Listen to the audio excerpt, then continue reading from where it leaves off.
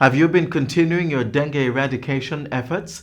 Even as the Ministry of Health and Wellness carries out fogging exercises in communities, we want you to take control of your health. Check around your homes for mosquito breeding sites and destroy those you find. Wear mosquito repellent with DEET and be sure to visit your doctor if you've been experiencing dengue, chikungunya, or Zika virus symptoms. Remember, your health is your wealth. So be sure to continue your mosquito eradication efforts.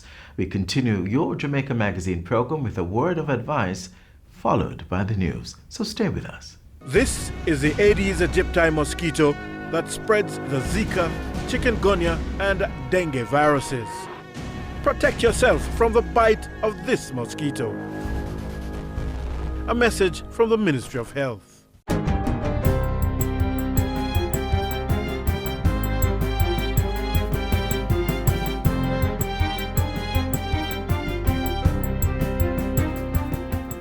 Good day, I'm Stephen McHugh, and this is your JIS News for Monday, February 10.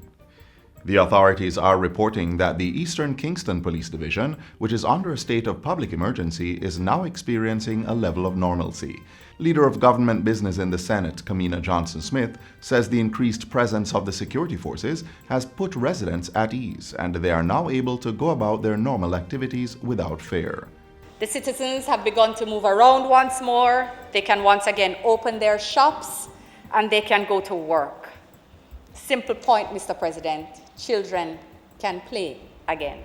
Mrs. Johnson-Smith was piloting the Emergency Powers Continuance Resolution 2020, which was approved by the senators. It paves the way for the extension of the security operation until April 25. Senator Johnson-Smith argued that the state of emergency was crucial to addressing the increase in criminal activities, including gang conflicts and murders in the division. She encouraged residents to call Crime Stop at 311 or the Jamaica Defense Force tip line at 876-837-8888 to make confidential reports on criminal activity. We encourage persons in the community to share what they know and to help the security forces to remove the guns from their communities. Health and Wellness Minister Dr. Christopher Tufton is warning that wearing medical masks can create a false sense of security against diseases such as the coronavirus, and it is therefore not recommended for general use. Dr. Tufton made this declaration at a recent media briefing to update on Jamaica's preparedness for the virus, which has infected more than 40,000 Chinese and over 400 people outside mainland China. Wearing a medical mask, by the way, I'm told by the medical folks, is not recommended except for those persons who will be in close contact with symptomatic individuals.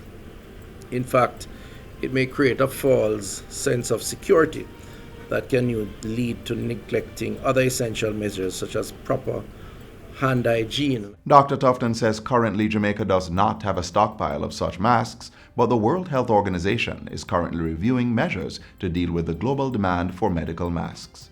And I want to make that clear that we do have a number of critical equipment in inventory, and we therefore will use those if we have to. And we will restock the supplies if necessary. Addressing other safety issues, the health minister says that based on information currently available, the new coronavirus behaves in the same way as other coronaviruses, which means the normal processing of goods coming in would have rendered them safe. In the meantime, the Health and Wellness Minister is advising the public to remain vigilant and take precautionary measures against dengue and the flu virus. Pointing out that we're still in the flu season, he cautions that children, persons with chronic illness, pregnant women, and the elderly are at high risk for complications such as pneumonia and blood infections from the flu. We urge Jamaicans to get their flu vaccine while also practicing good hygiene, including washing hands with soap and water, covering the mouth and nose while coughing or sneezing. Of note is that these good hygiene practices are also important for the prevention and spread of the novel coronavirus should we face that threat directly here in Jamaica. As it relates to dengue fever, figures from the ministry show that there were 10,331 suspected, presumed or confirmed dengue cases between January 1, 2018 and January 31 this year. 103 of those cases had a date of onset this year, with one suspected, presumed or confirmed dengue-related death to date in 2020. The Transport Ministry is moving to amend the law to replace the seizure of motor vehicles by a wrecker with a ticketing system. Portfolio Minister Robert Montego says this is to reduce the level of corruption involved in wreckers seizing vehicles. Sometimes when you over-regulate, you open up the door to corruption and to corrupt public officers. And we are saying let us make it easy but prohibitive, punitive, so that the person conforms. Because we are about cleaning up the system, not about giving the industry of corruption an opportunity to open up a new branch. And there's a lot of corruption in the seizure of poor people vehicles, whether taxi or others. Minister Montego made the disclosure while addressing students at the Transport Authority and Hope National Service Corps Drivers Training Launch. He says this will allow PPV drivers to still have access to their vehicles while working to pay for their tickets. As of March 1, 2020, government will be providing monthly financial assistance to athletes preparing to compete in the upcoming Olympic Games in Japan. The news was revealed yesterday by Minister of Sport Olivia Grange during the unveiling ceremony for Asafa Powell's statue at the National Stadium in Kingston. Beginning March 1 and continuing into mid-July of this year, athletes who have qualified or are on the brink of qualification for the Olympic and Paralympic Games in Tokyo will receive $20,000 per week towards their preparation, to be disbursed on a monthly basis. This is a long-term effort by this administration to provide the necessary support systems to ensure that the well-being of our athletes is sustained. Minister Grange says the support should help to offset costs relating to coaching and training, transport, physiotherapy and massage therapy, as well as nutrition and other special needs. Athletes selected to benefit from the program must be certified by their local governing body, as well as by the National Olympic Committee and the Jamaica Olympic Association. In the meantime, Prime Minister Andrew Holness joined Minister Grange in congratulating Asafa for helping to strengthen Jamaica's image and brand. Today, we celebrate an extraordinary Jamaican, one who over the years has been able to lift our spirits, strengthen our resolve, and add luster to brand Jamaica globally. The statue of the two-time world record holder was created by Jamaican sculptor Basil Watson and is the fourth and final to be unveiled as part of the Jamaica 55 Legacy Program. All of Jamaica, I just want to give you guys, a big thank you, for really keeping me through all these years.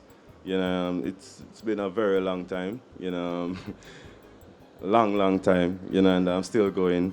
It's just the grace of God that keeps me going, and all of you guys, I really want to say thanks, and I'm honored and very grateful, for this statue. Statues of Shelly Ann Fraser-Price, Veronica Campbell-Brown, and Usain Bolt were mounted over the past 2 years. And finally, government has revealed significant plans to rehabilitate the National Gallery of Jamaica in downtown Kingston. The gallery, which was established in 1974, is the oldest and largest public art gallery in the English-speaking Caribbean. There will be a new entrance on the side facing the sea. There will be a brand new gift shop and also a new coffee shop. Working with the Urban Development Corporation and the private sector, we're going to create a sculpture garden in the park facing the sea. The news was revealed by Culture Minister Olivia Grange during the official opening of the Jamaica, How Jamaican Music Conquered the World exhibition at the gallery. The exhibition is part of the official Reggae Month program of activities and will be open to the public until June 28, free of cost. And that's it for JIS News Today. I'm Stephen McHugh. Thanks for watching.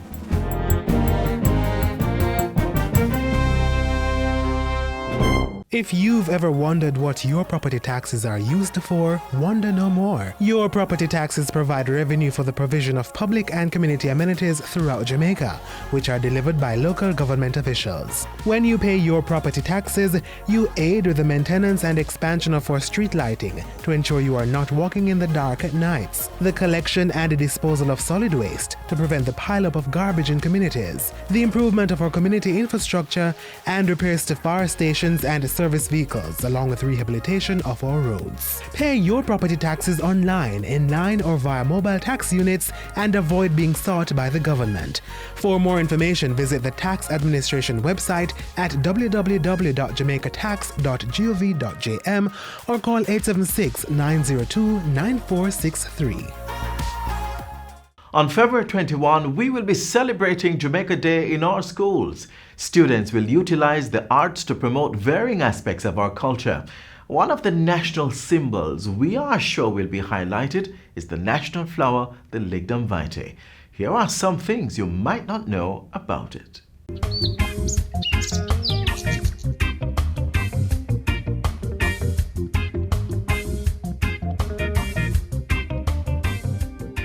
Christopher Columbus saw it here when he came.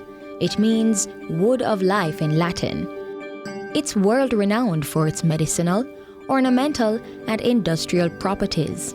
But round these parts, it's known as the lignum vitae, the island's national flower. It is a tree that is native to Jamaica, it's native to Cuba, basically the Greater Antilles and parts of Central America. Its native habitat is pretty much dry alluvial type plains. It also grows in well-drained limestone areas. This short, compact tree takes over 100 years to grow up to 30 feet tall.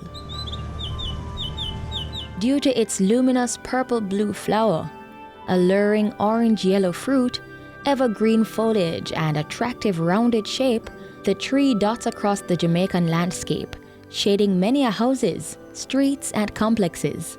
Since time immemorial, the lignum vitae has been touted as the most useful tree in the world. It produces a gum, and that gum used to be regarded as highly favored for medicinal uses. Its body, gum, bark, fruit, leaves, and blossom are used to produce medicine. In colonial times, resin from the tree was used as a mild laxative and as a diuretic. The leaves were used as a remedy for respiratory, inflammatory, congestion, and neurological disorders. Its bark eases pain from sprains, strain, rheumatism, and arthritis. And I'm sure many Jamaican homes still ward off flies with its branches. Its most noted feature is the wood. Because it's slow growing, it's very, very dense. And that density and the weight of it gives it a number of industrial uses. That's because the lignum vitae is infused with an oil which makes it waterproof. It's ranked as the world's densest, hardest, and most durable traded wood. In addition to being used for making exquisite furniture, the lignum vitae was used to insulate trolley cars for the rail industry. The wood also made the propeller shaft bearings of most ships back in the day. Lignum vitae wood is also ideal for these creations. The lignum vitae is truly the holy grail of plants.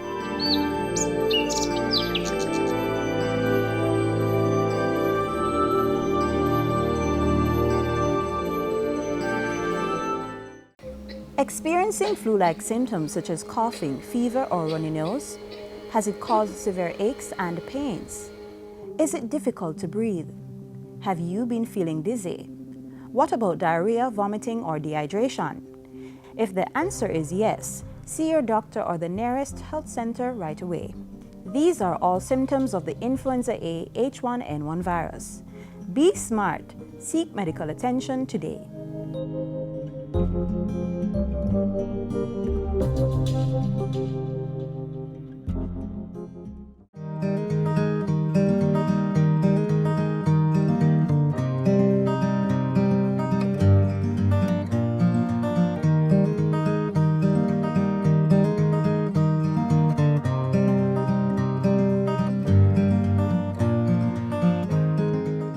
As we join the rest of the world in observation of World Pulses Day, we look at how legumes have changed one Jamaican family's life.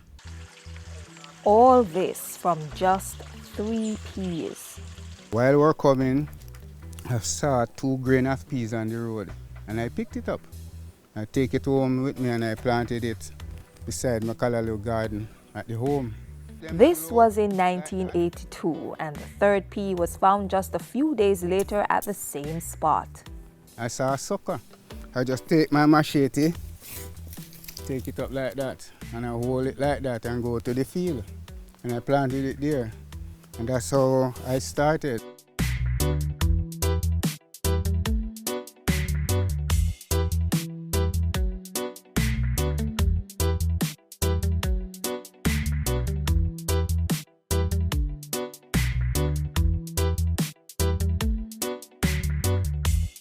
From then, I keep planting and keep planting, and I buy a cow out of it, I raise chickens out of it, and I feel delighted to keep on doing it. As the message is that we might not have the wing way of life to fly up, but with small grains and have the courage to do it, we can reach somewhere. Words of wisdom from Zephaniah Gibson, affectionately called Reuben, which somehow evolved into Benjamin. This West Rural St. Andrew farmer is proof positive that big things can come from small starts. It's a message he's eager to share, using his success as an example, from 3 peas planted in 1982 to close to 1 acre being sown and reaped today. It's a journey that has been documented in a manuscript titled Benjamin's Adventure. And it born out of a desire to help those who are lazy. You don't want to do anything. And you say, this little morsel or this little, 2 grain is too small to start with. But Benjamin started with it. And it wasn't hard to do it for me because I love farming. And here is it today, rain in abundance.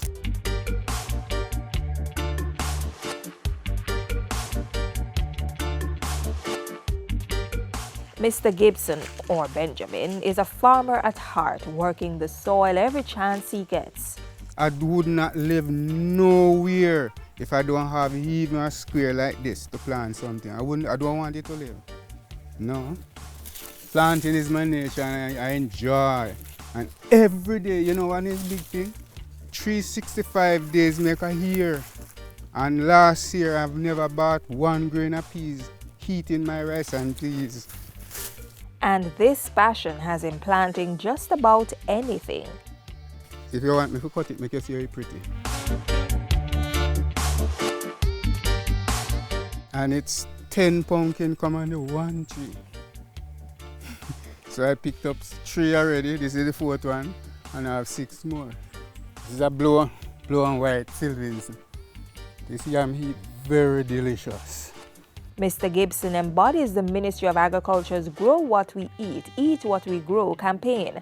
From his humble farm, he has been able to feed his family and provide for them from the sale of his produce. I use the farm as a source of backup along with my trade. I am a skilled stone mason. I do painting otherwise and masonry. Looking back, if I had to do it over again, I would still do it because I thank God He gave me the strength to do it and the courage to do it. I'm a happy farmer. I'm a happy Benjamin. At home in Salisbury Plain District, St. Andrew, his wife gives him the support he needs. We prayed and asked God to bless whatever He put in the earth. And I know that the Lord did what we have asked Him for. Little is much when God is in it. I didn't plan to marry a farmer, but I have no regrets. He's very hardworking and willing to do when you reap the crop, I sit down and I shell out the peas them, and then we put it to sun, and sometimes we sell it to neighbors and sometimes far out, and he save his money, and you know that helps support us very well, and I thank God for that. We live as a loving people, helpful to each other, anything we share among ourselves. You know. Things are good now, but Zephaniah Gibson has had moments of hardship, like losing a whole field of young plants to heavy rainfall. But he got up and got to planting again. Although I am not down on my face, I am not going to lie there. I am going to stand tall and fight on. I said, courage, brother, do not falter.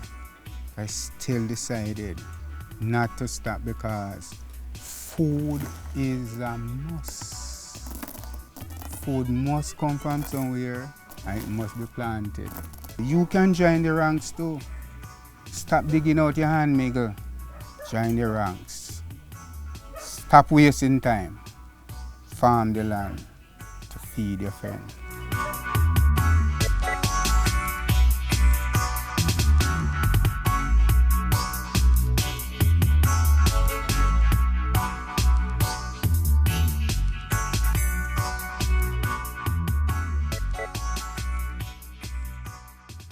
"2020 is being observed as International Year of Plant Health, so we've decided to share how you can play your part to not only take care of the environment, but also help end hunger." Climate change is real. We must address it in order to secure our future. Our children are depending on us. And so the government has launched an initiative which will see a tree being planted for every Jamaican on the island. These 3 million trees will be planted over a 3-year period across the length and breadth of Jamaica land we love.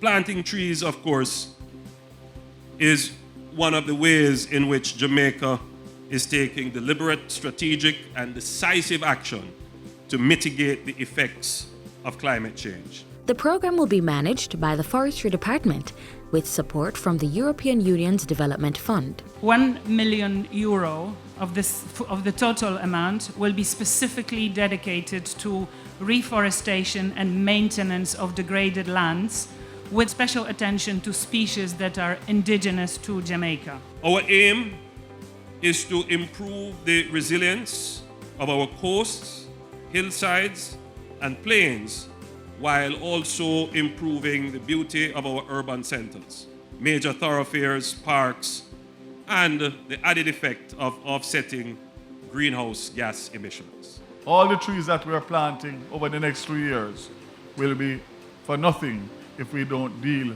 with the issue of the degradation of the forests. Ladies and gentlemen, if our forests are cut down without regard for sustainable forest management, we all know that our watersheds and our water supply challenges will worsen. The 3 Million Trees initiative will focus on 3 main areas. It would be one that protects our coast, including mangroves, one that does general forestation, one that includes urban forestation, and on the other side, so we're going to have a national fruit tree planting program of 3 million fruit trees to be planted as well. In addition to 1,000 Hope interns that will benefit under the program, employment opportunities will be provided for persons from communities adjacent to areas to be planted.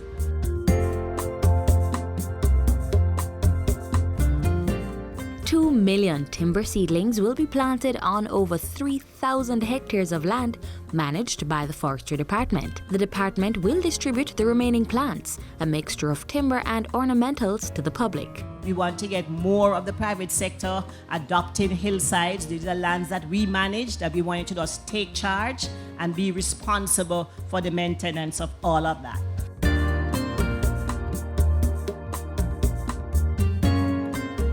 To ensure that the seedlings remain viable and transition into healthy forest, a mobile app using GPS technology is being finalized.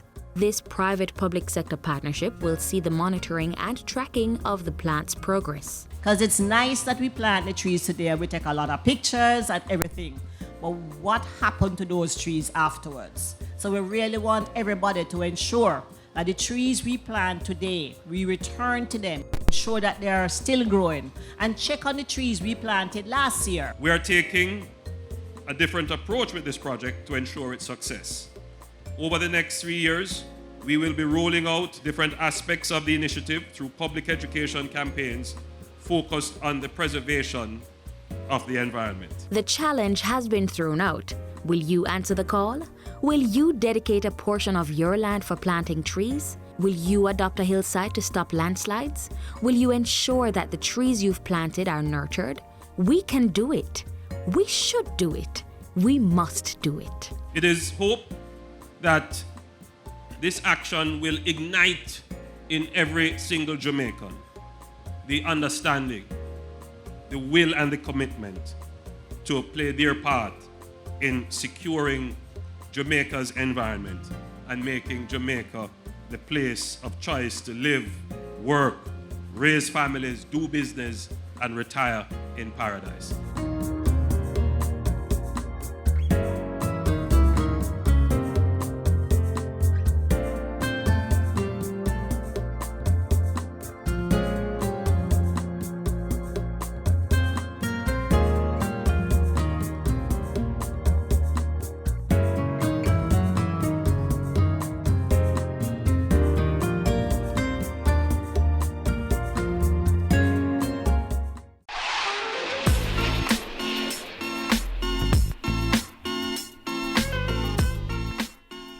Our time is up on this station. Be sure to join us tomorrow when we'll bring you another informative show.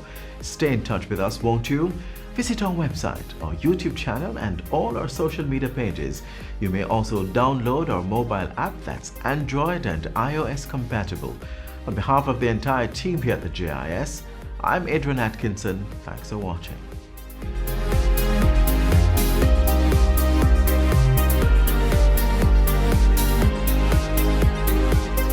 This has been a production of the Jamaica Information Service, the voice of Jamaica.